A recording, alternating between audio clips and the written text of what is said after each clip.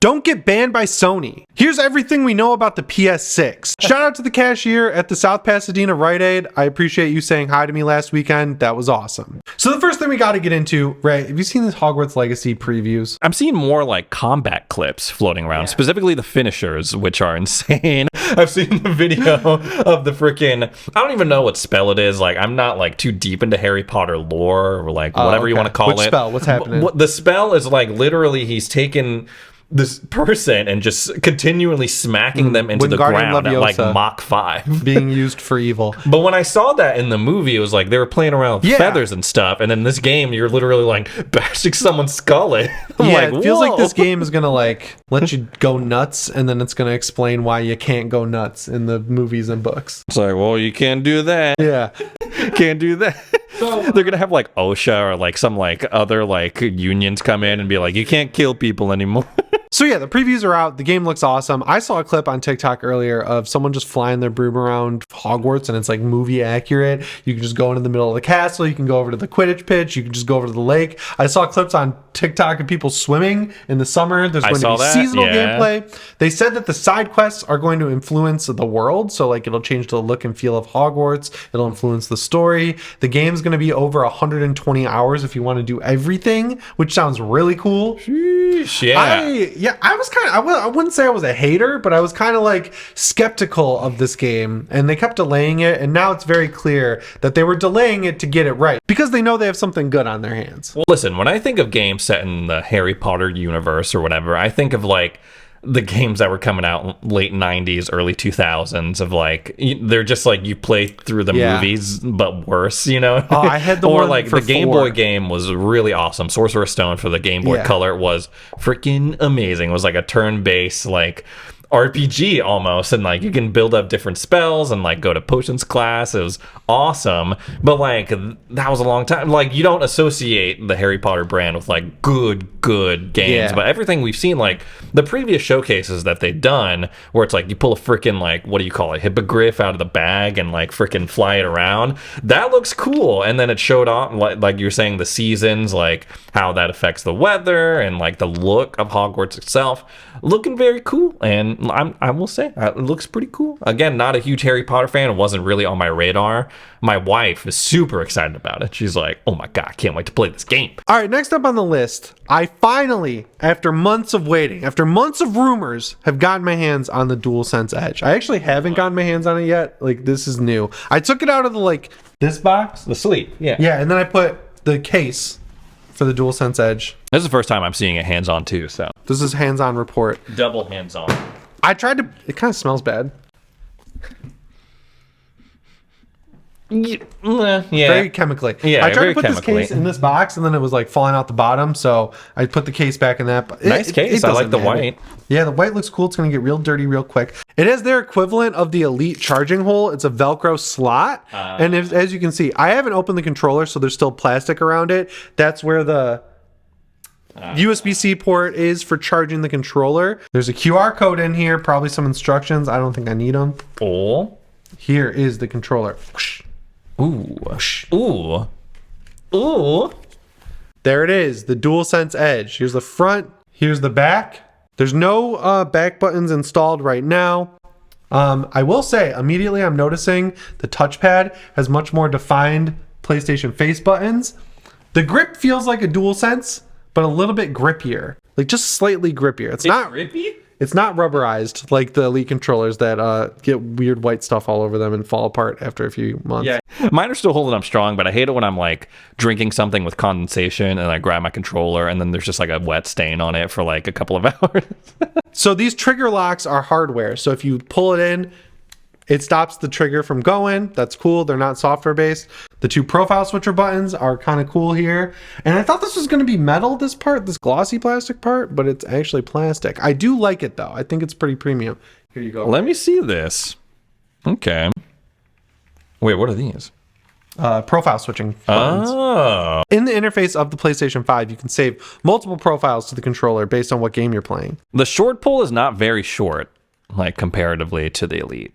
I'm digging these like smaller paddles, not the long one that you were talking about with it. Use the long ones. I hate them on the Series controller so much. Unlike this Elite controller, These are like not magnetic and they're very like snappy, the little sticks, because I really wanted to go back to the classic PlayStation ones. The dome top DualShock style stick toppers. That is a hard thing to say. Oh man, those snap in perfectly. You hear that snap? Oh. If you had a PS2 or a PS3 or even a PS1, you know exactly how these should feel.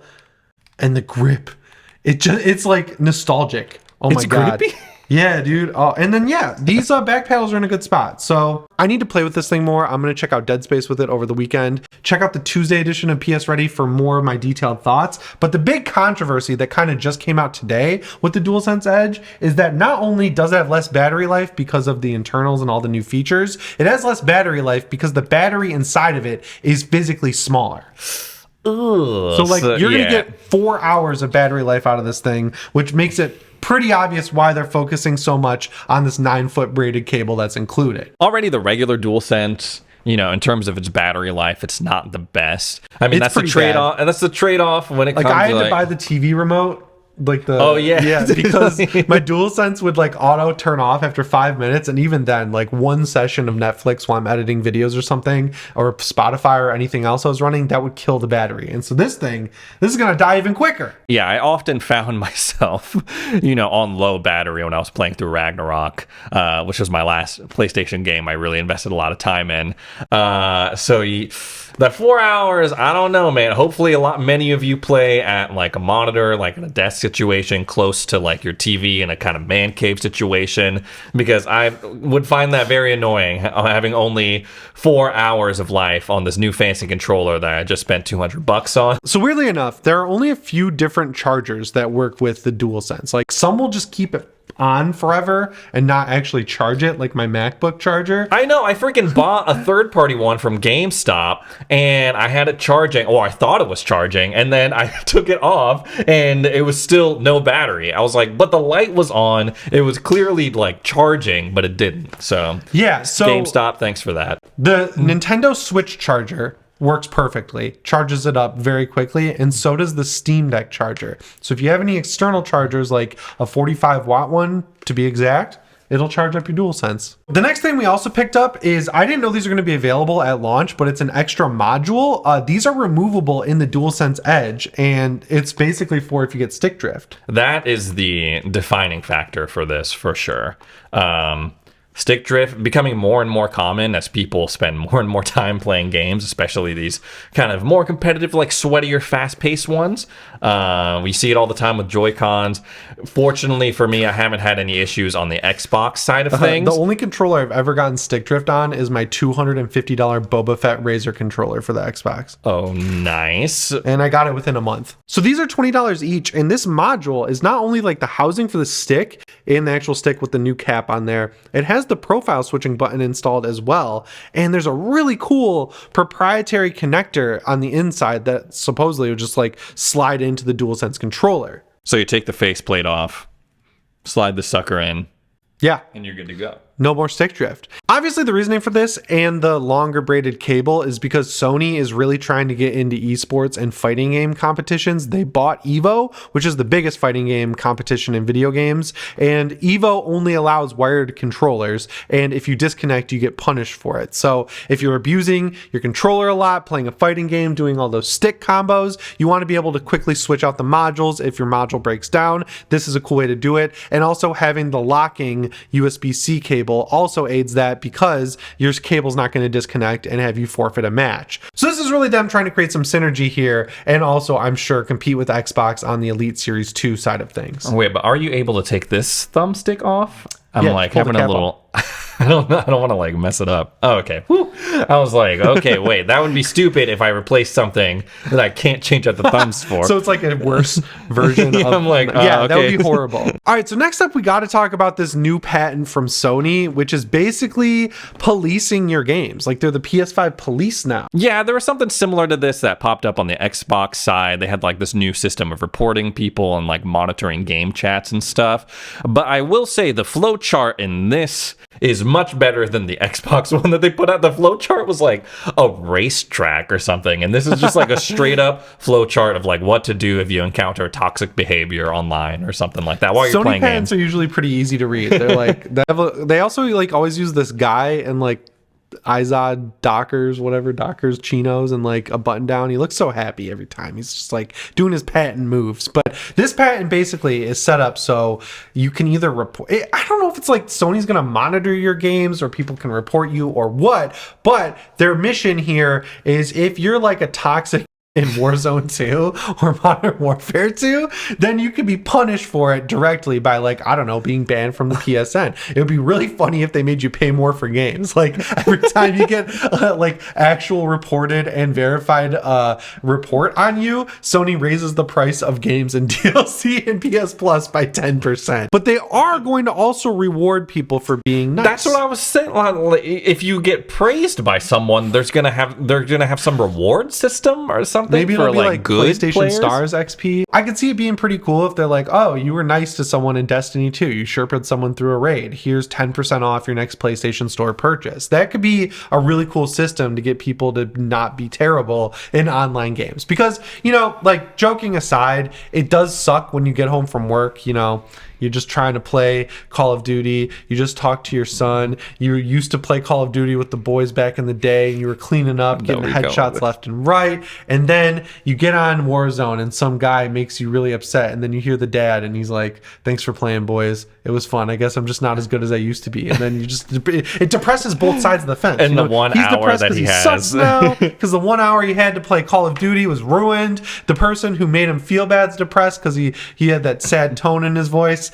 We're eliminating that, which I think is good. I don't think it's ever going to go away, the problem. As much as I'd want people like, hey, how about you just like be nice to people, treat them with respect, and like we all have a chill, good time instead of you like cursing at me. So yeah, the moral here is it's good that these companies, I guess, are doing something to try and curb toxicity. I hope it's not going to be Sony just monitoring everyone's gameplay because that feels a little bit much for me. But if it's like I could say that my friend did a good job and then they get 10% off on their next game purchase, that sounds like a good way to implement this. Next up, let's break down all these PS6 rumors we've been hearing. So the long and short of it is we had been hearing that maybe in April we were going to get a PS5 Pro with liquid cooling. That sounded a little crazy. And then the liquid cooling sounds a little crazy. Like they're not going to do liquid cooling in a game console that costs $500. That's where I was like, red flag immediately. Not only is that going to cause a price concern, it's also going to cause a repair concern because there's like, that's way too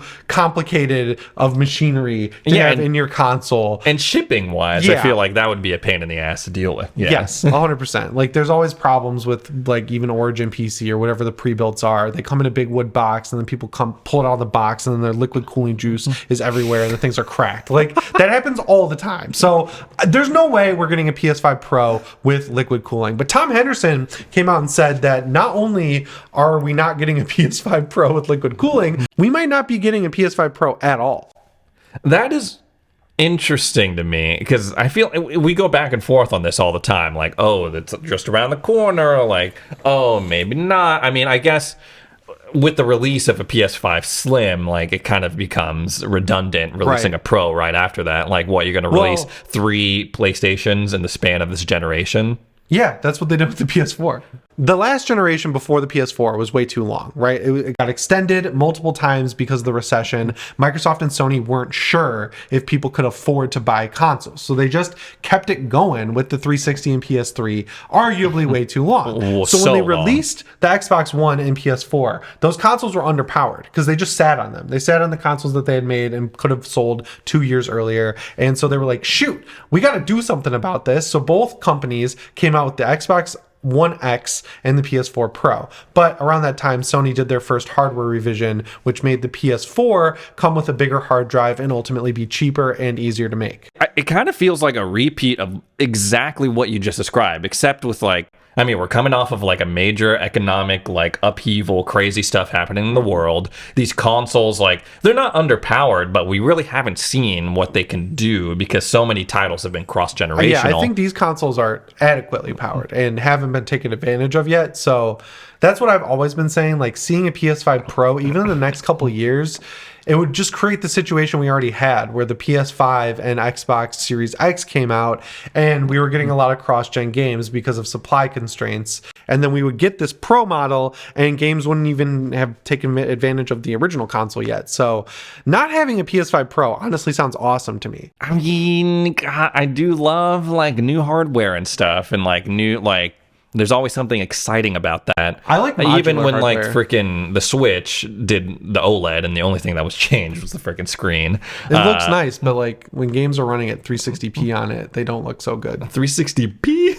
Yeah, I'm excited for new hardware in the sense that we're getting one streamlined PS5. So every PS5 off the shelf is going to be a digital model, but some of them are going to be $100 more and come with a disc drive attached and that new side plate. That's like what we're hearing. And I think that's cool. I like the idea of attachments for consoles like that. That reminds me of what we were just talking about in your video, the 360, where you had the HD DVD drive, you had the Wi-Fi chip, you had the 120 gigabyte HDD. I love that whole generation where it's like you could still separate the hard drive physically from it instead of it having it be built in the chassis. Yeah, I think it's cool that they're sticking with the same visual design as well, if these rumors are to be believed, because they're releasing a lot of stuff that visually looks like the PS5, whether it's the in-zone monitors, the in-zone headsets, the Pulse 3D gear, the face plates. They've got the DualSense Edge, which is all white, the PSVR 2. So if they drastically changed the design of the console like they did with the PS4 and PS4 Pro, it wouldn't match any of these accessories anymore, and I think that'd be weird. So yeah, 2027 is probably when we'll see the PS6.